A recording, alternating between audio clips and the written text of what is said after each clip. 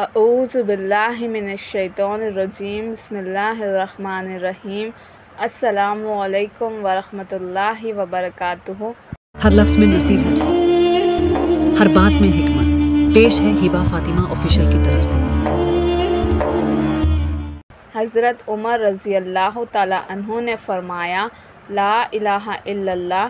حضرت جابر رضی اللہ تعالیٰ عنہ سے مروی ہے کہ ایک مرتبہ میں نے حضرت عمر فاروق کو حضرت طلحہ رضی اللہ تعالیٰ عنہ سے یہ فرماتے سنا کہ کیا بات ہے، نبی صلی اللہ علیہ وسلم کی وصال مبارک کے بعد سے آپ پر گندہ حال اور غبار آلود رہنے لگے ہیں۔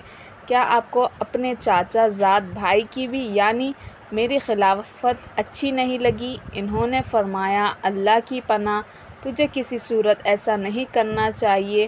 اصل بات یہ ہے کہ میں نے نبی صلی اللہ علیہ وسلم کو یہ فرماتے ہوئے سنا ہے کہ میں ایک ایسا کلمہ جانتا ہوں کہ اگر کوئی شخص طرح کی حالت میں وہ کلمہ کہہ لے تو اس کے لیے روح نکالنے میں سہولت پیدا ہو جائے اور قیامت کے دن وہ اس کے لیے باعث نور ہو۔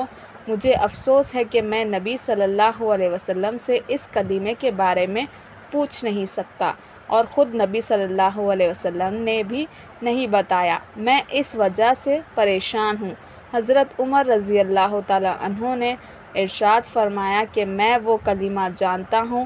حضرت ابو طلحہ رضی اللہ تعالیٰ عنہ نے الحمدللہ کہہ کر پوچھا کہ وہ کیا کلمہ ہے؟ فرمایا، وہی کلمہ جو نبی صلی اللہ علیہ وسلم نے اپنے چاچا کے سامنے پیش کیا تھا، لا الہ الا اللہ۔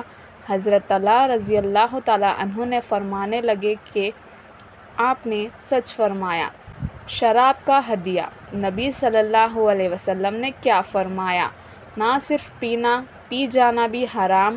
عبد الرحمن بن وعلہ کہتے ہیں کہ میں نے حضرت عبداللہ بن عباس رضی اللہ تعالیٰ عنہ سے عرض کیا کہ ہمارے علاقوں میں انگوروں کی بڑی کثرت ہے اور وہاں کی سب سے اہم تجارتی چیز شراب ہے۔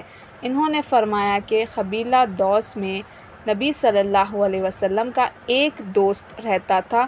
وہ فتح مکہ کے سال مکہ مکرمہ میں نبی صلی اللہ علیہ وسلم سے ملاقات کے لیے شراب کا ایک مشکزہ بطور ہدیہ کے لیے لے کر آیا۔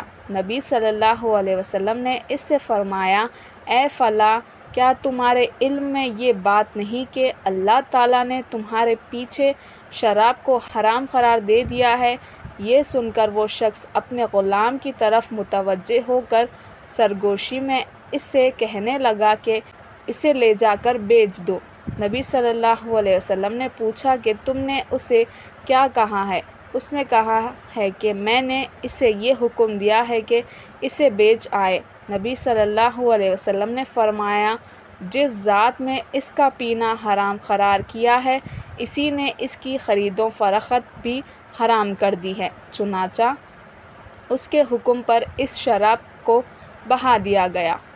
یہ چیز نماز توڑ جاتی ہے۔ نبی صلی اللہ علیہ وسلم نے کیا فرمایا؟ حسین عرفی کہتے ہیں کہ حضرت ابن عباس رضی اللہ تعالیٰ عنہ کے سامنے ایک مرتبہ یہ تذکرہ چھڑ گیا کہ کتا، گدھا اور عورت نمازی کے آگے سے گزر جائے تو نماز ٹوٹ جاتی ہے۔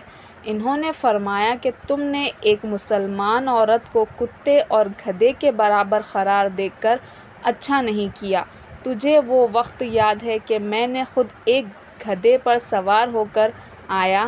نبی صلی اللہ علیہ وسلم لوگوں کو نماز پڑھا رہے تھے، جس میں سامنے کے رخ سے نبی صلی اللہ علیہ وسلم کے قریب ہو گیا تو میں اسے اتر پڑا اور اسے چھوڑ کر خود نبی صلی اللہ علیہ وسلم کے ساتھ نماز میں شریک ہو گیا۔ نبی صلی اللہ علیہ وسلم نے اپنی نماز کو لوٹایا اور نہ ہی مجھے میرے فعل سے منع فرمایا۔ اسی طرح ایک مرتبہ نبی صلی اللہ علیہ وسلم لوگوں کو نماز پڑھا رہے تھے، ایک بچی آ کر صفوں میں گھس گئی اور جا کر نبی صلی اللہ علیہ وسلم سے چمٹ گئی۔